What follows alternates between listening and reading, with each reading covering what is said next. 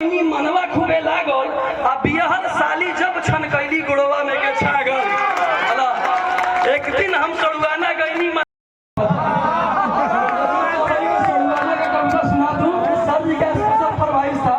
हालांकि सड़ुआना का कविता सड़ुआना का अनुभव जो गए होंगे रउआ के खास करके सुनील कुमार जी का विशेष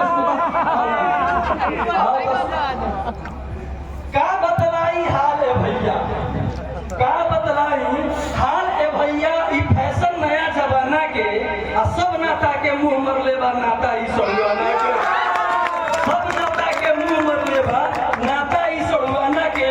कलयुग के ई काशी मथुरा, कलयुग के ई काशी मथुरा तीरथ बा बरसाना के, सब नाता के मुंह मरले बा नाता ई सड़ुआना के। एक दिन हम सड़ुआना गई, एक दिन हम सड़ुआना गई, अपन मानी गौवे गई। सुनील भैया कहता नहीं कि एक दिन हम सड़ुआना गई, मनवा खूबे लागल। एक दिन हम सड़ुआना गई, मनवा खूबे लागल आ बिहल साली जब छन कैली गुड़वा में के छागल। रात भर अंगी ना पड़ल, बीतल जागल जागल आ ए जीजा जब साली कहली मनवा भइल पागल।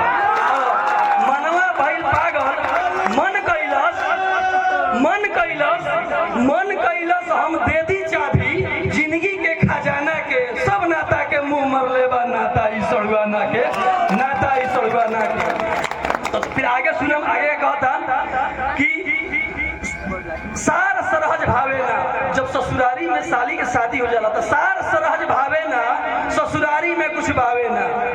सार सरहज भावे ना, ससुरारी में कुछ भावे ना।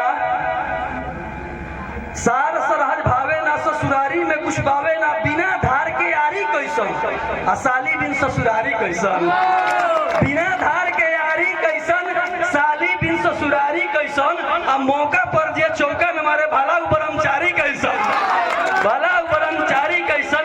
आपन मेहरारू मकई के सतुआ। सुनील भैया, आपन मेहरारू मकई के सतुआ, साली सतुई चाना के, सब नाता के मुंह मरले बा नाता ई सड़ुआना के, सब नाता के मुंह मरले बा। अंतिम बंद सुने में बा कि ममहर फुफहर बहिनौरा आइल गइल बंदबा। जब से ई सड़ुआना के नाता चलल बा आना, ममहर फुफहर मौसी बहिनौरा आइल गइल बंदबा। सबका अपना साली या साढ़ू पर घमंड बा। अरे साढ़ू तो बहाना बाड़े, साली में सुगंध बा। साढ़ू तो बहाना बाड़े, साढ़ू तो बहाना बाड़े, साली में सुगंध बा। आ साली के भी जीजा वाला पिज्जा बड़ी पसंद बा। ससुरारी ह दाल भात, ससुरारी ह दाल भात, सड़ुआना चटनी चोखा ह। रउआ के सुनी भैया, ससुरारी ह दाल भात, सड़ुआना चटनी चोखा ह। आ जवन मरद सड़ुआना ना जाला बुझिया बड़का बोका, बुझिया बड़का बोका है ना। मेहरी वाला गुण सवारी, आजकल के मर्द लोग के बात कहता नहीं कि मेहरी वाला गुण सवारी भइल बा मर्दाना के, सब नाता के मुंह मरले बा नाता ई सड़ुआना। धन्यवाद। एक बार फिर जुआ साहित्यकार और कवि भाई अनुपम के लिए जोरदार तालियां कि बहुत संक्षिप्त समय में हम लोगों का विनम्र अपील सुन के यहाँ पे शिरकत की है और आप सभी का स्वस्थ मनोरंजन किए।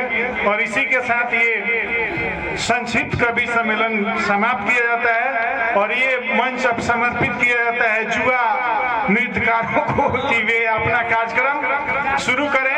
और मैं ये अब मंच अमित भगत को सौंपता हूँ कि अमित भगत अपना कार्यक्रम शुरू करें।